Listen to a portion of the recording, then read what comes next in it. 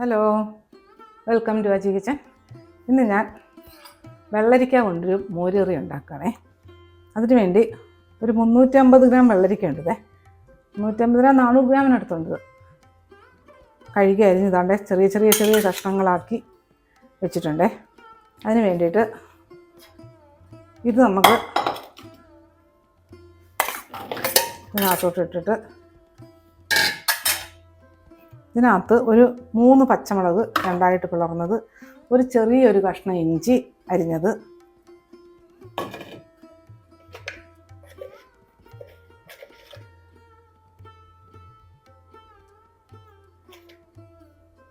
ഒരു 1.25 ടീസ്പൂൺ, ചെറിയ സ്പൂണാണേ, മഞ്ഞൾപ്പൊടി ഇട്ട് കൊടുത്ത് ഇതിനകത്തോട്ട് കുറച്ച് ഉപ്പ് ഇട്ട് കൊടുക്കാം, കുറച്ച് വെള്ളം ഒഴിക്കാം.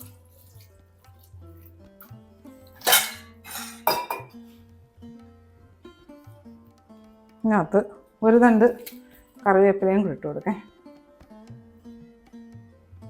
ഇനി ഇതൊന്ന് കവർ ചെയ്ത് കൊടുത്തിട്ട് നമുക്കൊന്ന് വേവിക്കാം. ഞാൻ ഗ്യാസ് സ്റ്റൗ ഓണാക്കാം.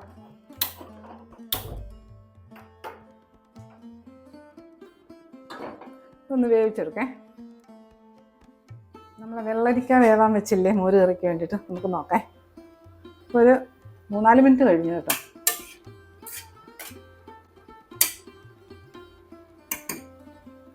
വെന്തിട്ടുണ്ട്. 1-2 മിനിറ്റും കൂടി ഇരിക്കട്ടെ. തീ ഒന്ന് കുറച്ച് കൊടുക്കാം. ഇനി ഇതിന് വേണ്ടിയിട്ട് ഒരു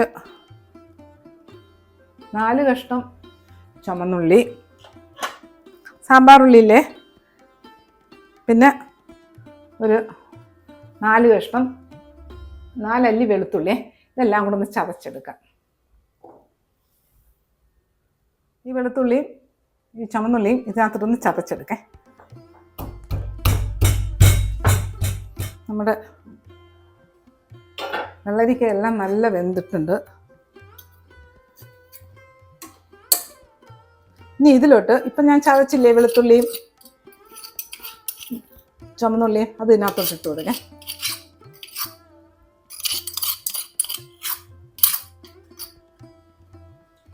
ഇതെല്ലാം ഒന്ന് ഇളക്കാം.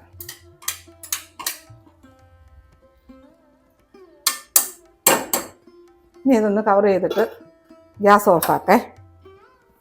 ഇനി നമുക്ക് ഞാൻ തൈര് എടുത്ത് വെച്ചിട്ടുണ്ട്. തൈരൊന്ന് അടയ്ക്കാം. ഞാൻ കുറച്ച് തൈര് എടുത്ത് വെച്ചിട്ടുണ്ടേ.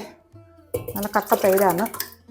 ഏകദേശം ഈ പാത്രത്തിനൊരു 3/4 പാത്രേ.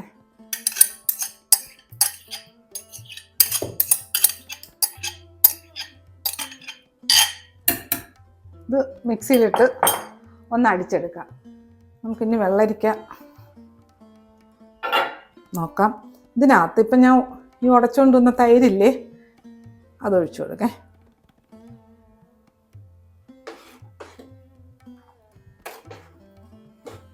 നമുക്ക് എത്ര ആവശ്യം വെള്ളം വേണോ അത്ര ഒഴിച്ച് മിക്സിയുടെ ജാറൊന്ന് കഴുകി ഒഴിച്ചു കൊടുക്കാം.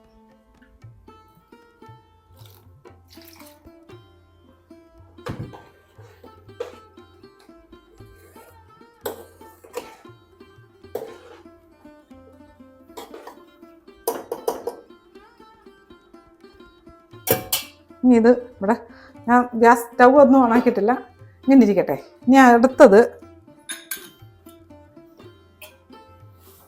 സ്റ്റൗ ഓണാക്കി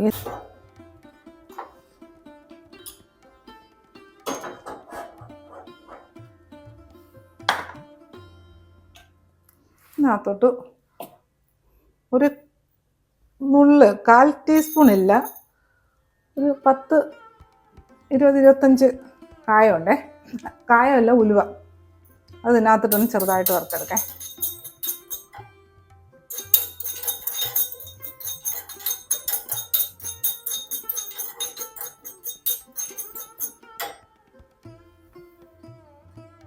ഈ മൂത്ത് വരുന്ന ഈ ഉലുവയിലോട്ട്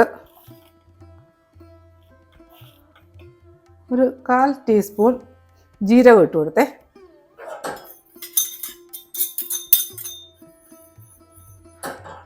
ഇതൊന്ന് നല്ല പൊട്ടണം, മൂത്ത് വരണേ.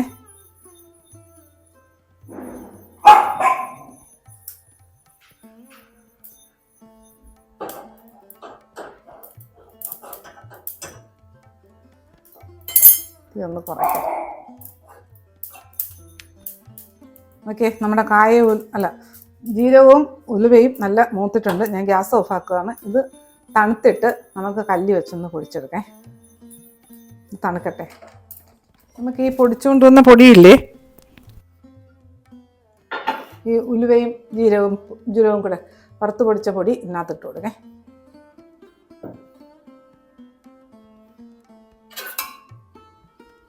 ഇതൊന്ന് മിക്സ് ചെയ്തെടുക്കാം.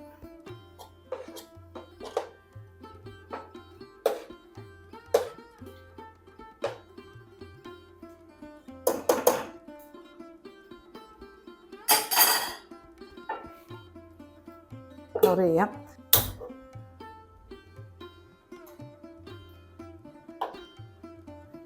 ഒന്ന് താളിച്ചു കൊടുക്കാം. അത് പാത്രം ചൂടാവട്ടെ. അജി കിച്ചൺ സബ്സ്ക്രൈബ് ചെയ്യാത്തവർ സബ്സ്ക്രൈബ് ചെയ്ത് ലൈക്ക് ചെയ്ത് ഫോളോ ചെയ്ത് ഷെയർ ചെയ്യാൻ മറക്കല്ലേ. പിന്നെ സബ്സ്ക്രൈബ് ചെയ്തവർക്ക് വളരെ വളരെ നന്ദിയുണ്ടേ. നമ്മുടെ പാത്രം ചൂടായി കഴിഞ്ഞു. ഇനി ഇതിലോട്ട് കുറച്ച് വെളിച്ചെണ്ണ ഒഴിച്ചു കൊടുക്കാം. മതിയേ. എണ്ണ ഒന്ന് ചൂടാവട്ടെ. നമുക്ക് ഈ മോര് കറി ഞാൻ അണച്ചിട്ടേക്കുമല്ലായിരുന്നോ, അതും ഒന്ന് കത്തിച്ച് വെക്കാം. സ്റ്റവ് കത്തിക്കാം. എന്നിട്ട് തീരെ കുറച്ചിടാം.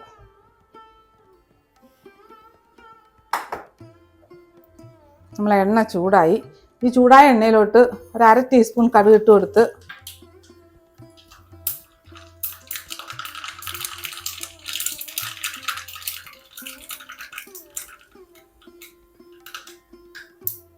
ഈ പൊട്ടിയ കടുകിലോട്ട് ഒരു വലിയൊരു കഷ്ണം സാമ്പാറുള്ളി അരിഞ്ഞിട്ട് കൊടുത്ത്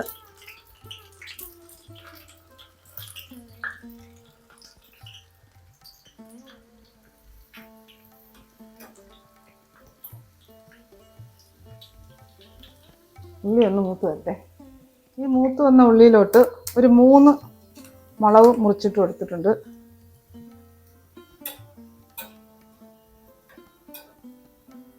ഗ്യാസ് ഓഫാക്കാം. എന്നിട്ട് ഇതിനകത്ത് 2 തണ്ട് കറിവേപ്പില ഇട്ട് കൊടുക്കാം.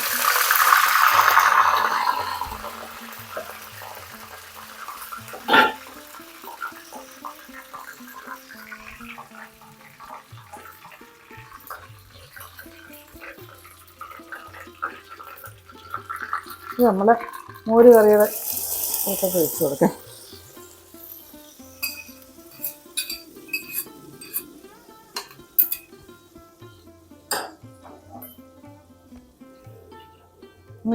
ഇത് കവർ ചെയ്ത് കൊടുക്കാം. ഗ്യാസ് ഓഫാക്കേ. ഈ ചൂട് മതി. ഒരു 3-4 മിനിറ്റ് കഴിഞ്ഞ് നമുക്ക് എടുക്കാം. നമ്മുടെ മോര് കറി നോക്കേ.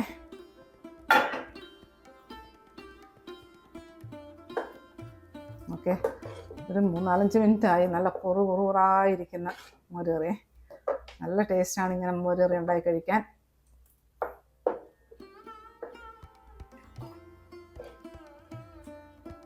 ഞാനിതൊരു ബൗളിലോട്ട് മാറ്റേ.